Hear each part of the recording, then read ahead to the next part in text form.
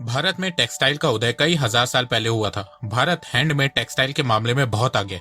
भारत दुनिया का number 1 cotton producer देश है। वर्ल्ड का सेकंड जूट प्रोड्यूसर देश है।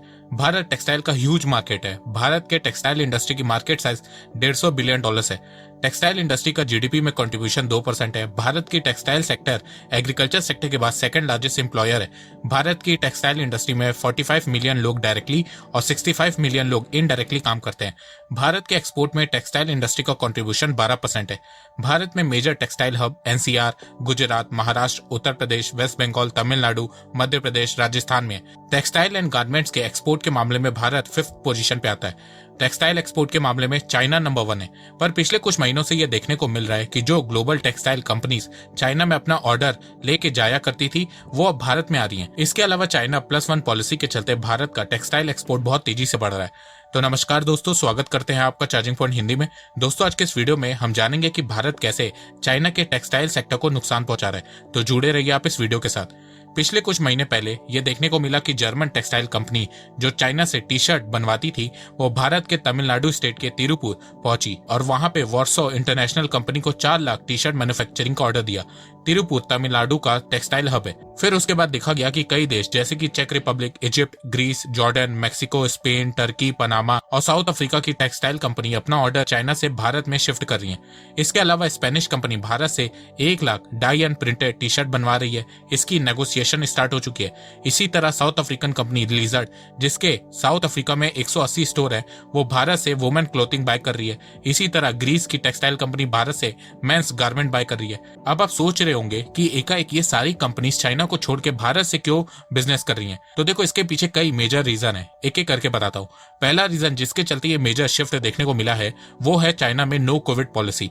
नो कोविड पॉलिसी के चलते चाइना ने अपनी कुछ बड़ी सिटीज में लॉकडाउन लगा दिया था, जिसके चलते सप्लाई चेन बुरी तरह से हिट हुई। अभी चाइना ने लॉकडाउन हटा दिया, पर ग्लोबल टेक्सटाइल कंपनीज अब चाइना में मैन्युफैक्चरिंग करने से डर रही हैं। उन्हें लग रहा है कि अगर ऑर्डर देने के बाद चाइना ने फिर से लॉकडाउन लगा दिया तो इससे उन्हें बहुत लॉस होगा। तो इसीलिए टेक्सटाइल कंपनीज अपनी मैन्युफैक्चरिंग को डाइवर्सिफाई कर रही हैं। अगर आप ग्लोबल टेक्सटाइल ट्रेड देखेंगे तो उसमें सबसे ज्यादा टेक्सटाइल एक्सपोर्ट चाइना करता है और इसका सबसे बड़ा रीजन यह है कि चाइना की बहुत सारी टेक्सटाइल कंपनीज को यूएस और यूरोपियन मार्केट में ड्यूटी फ्री एक्सेस मिलता है, जिसके चलते यूएस और यूरोपियन यूनियन में मेड इन चाइना के टेक्सटाइल प्रोडक्ट दूसरे देशों के मुकाबले सस्ते हो जाते हैं और ज्यादा बिकते हैं। पर पैंडेमिक के चलते सप्लाई चेन बुरी तरह से हिट हुई है और इसके चलते चाइना की टेक्सटाइल सुपरमेसी धीरे धीरे कम होती जा रही है। पर चाइना की टेक्सटाइल सुपरमेसी को सबसे ज्यादा नुकसान चाइना +1 स्ट्रेटेजी से हो रहा है। दिसंबर 2021 में यूएस ने डिसाइड किया कि चाइना के शिनजियांग प्रोविंस से जो टेक्सटाइल प्रोडक्ट बनकर आते हैं उसे यूएस बैन करेगा।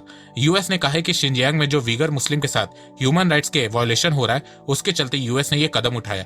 यूएस के इस मूव से चाइना तिलमिला गया है। ऐसा इसलिए क्योंकि अमेरिका वर्ल्ड में टेक्सटाइल का बहुत बड़ा मार्केट है। दुनिया का 15% टेक्सटाइल इंपोर्ट अकेले यूएस करता है। अब यूएस के इस डिसीजन के बाद बहुत सारी वेस्टर्न कंट्रीज भी चाइना +1 स्ट्रेटेजी अपना रही हैं। अब आप सोच रहे होंगे कि ये चाइना +1 स्ट्रेटेजी है क्या। तो देखो, दुनिया भर की कंपनीज अब सिर्फ मैन्युफैक्चरिंग के मामले में चाइना पर डिपेंडेंट नहीं होना चाहती है। तो अब एक एक करके कंपनीज चाइना +1 स्ट्रेटेजी के चलते चाइना के अलावा भी एक मैन्युफैक्चरिंग ऑप्शन ढूंढ रही हैं कि अगर कल को चाइना में फिर से कोई वायरस आता है और फिर से लॉकडाउन लगता है, या चाइना ताइवान पर अटैक करता है, या यूएस और चाइना के बीच ट्रेड वॉर शुरू हो जाती है, तो इन कंपनीज के पास मैन्युफैक्चरिंग का दूसरा ऑप्शन अवेलेबल हो। और यहाँ पे भारत इसका फायदा उठा रहा है। वो कैसे, मैं आपको बताता हूँ।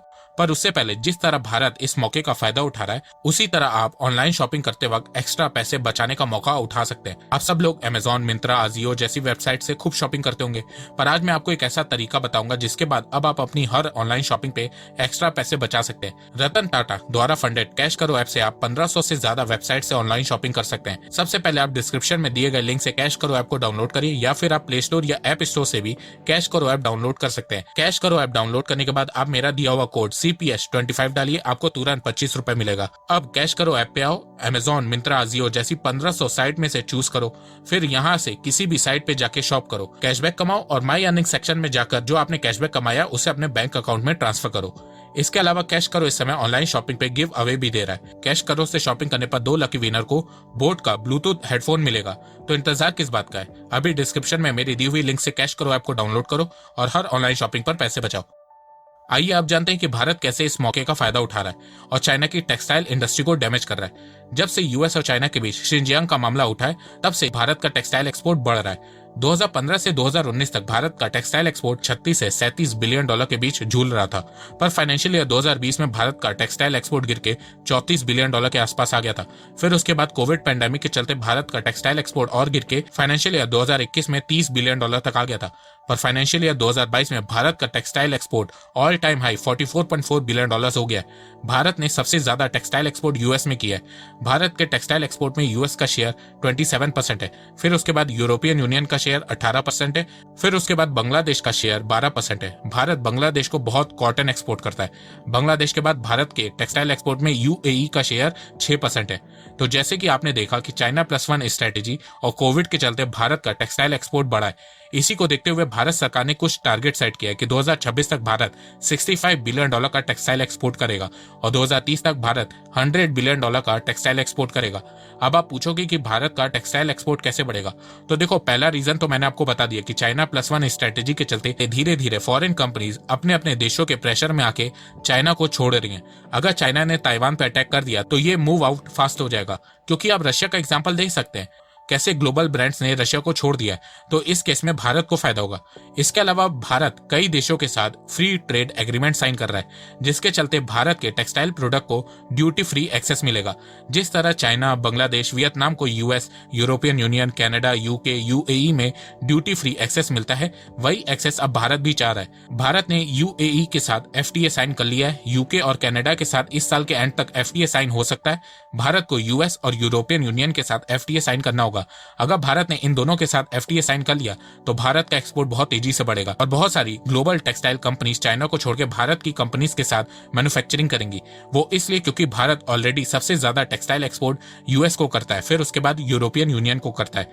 इसके अलावा चाइना में पावर कॉस्ट बढ़ रहा है, लेबर कॉस्ट बढ़ रही है, तो इसका भी फायदा भारत उठा लेगा।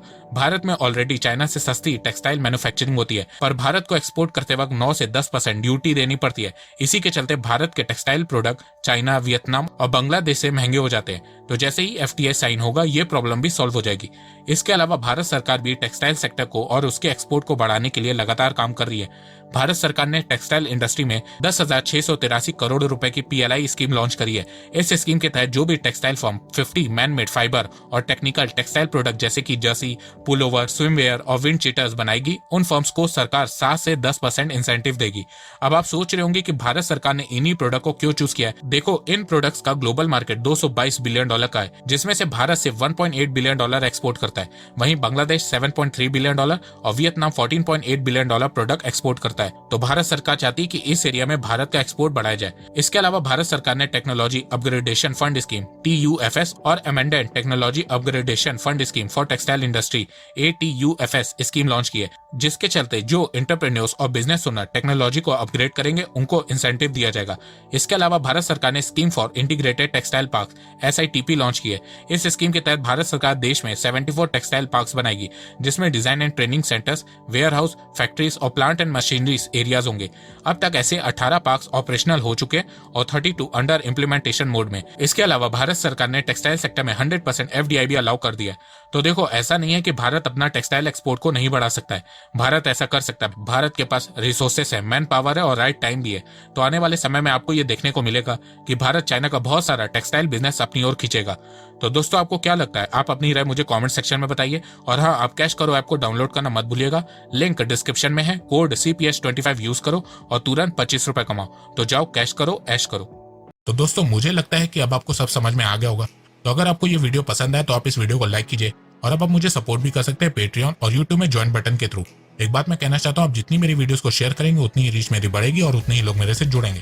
तो वीडियो को शेयर करना, चैनल को सब्सक्राइब करना बिल्कुल भी मत भूलिएगा। मैं ऐसे ही एजुकेशनल वीडियोस लाता रहूंगा आप लोगों के लिए। तो अभी तक के लिए बस इतना ही। धन्यवाद। जय हिंद, जय भारत।